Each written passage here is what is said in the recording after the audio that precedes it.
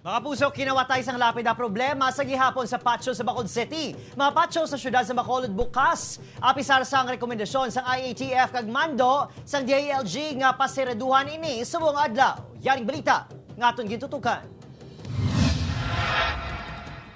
Subo ang ulihing adlaw sa pagduaw sa mga minatay sa mga patyo sa Bacolod City, apisar sang order sang IATF kag DILG nga sirado na kuntani ini umpisa subong adlaw. Si Connie, naghingagaw nga limpyuhan ang pansyon sang iya mga ginikanan kikimata. Ginbutangan pa sini sang grills agud hindi paghimuon pulungkuan. Kung damo tao, napungkuan nila, di butangan lang na gamay para nga hindi nila tapakan. Sa Burgos Public Cemetery, nagapabilin nga problema ang mga nagkaladula nga nitso kag mga lapida nga human sa marmol nga target sang mga makalam ang kamot. Remind ako nga kung mahimo kung tani, hindi na nila magpaubra sang marmol nga lapida kay galaway na ang mga nagapanguha sina.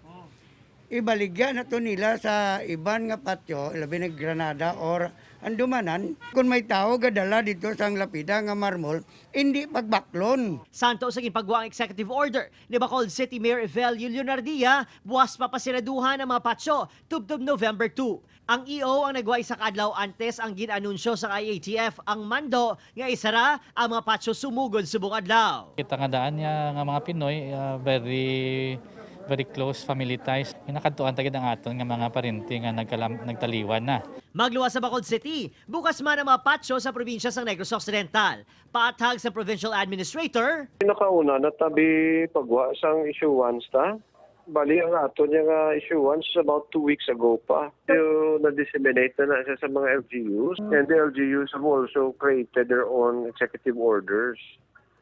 Anyway, what's the difference between one day how wala man na guro problema?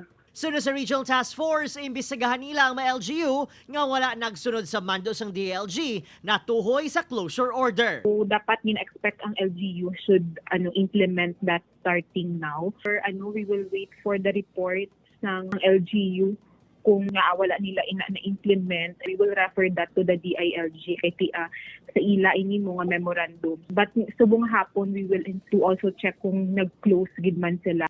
Opod, Carinal Gasilio, Adrian Priatos, 1 Western Visayas.